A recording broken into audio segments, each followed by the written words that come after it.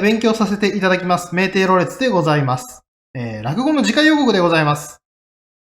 将来でも評判のいい女と合いびきまでこぎつけた男だったが、たまたま通りかかったどこぞの公爵士の手によって着せずして全て台無しにされ、振られちゃう始末。さて悔しいのはその男。普段から世話になっている兄貴分に鬼殺を話して復讐を誓う。あの野郎張り倒してやるって息巻いてる男に、兄貴分はもっといい手があるとのこと。さて、そのいい手の下に取り掛かろうとしますが、何買ってくるんだったかな。落語、くしゃみ講釈は4月23日日曜日15時公開。お楽しみに。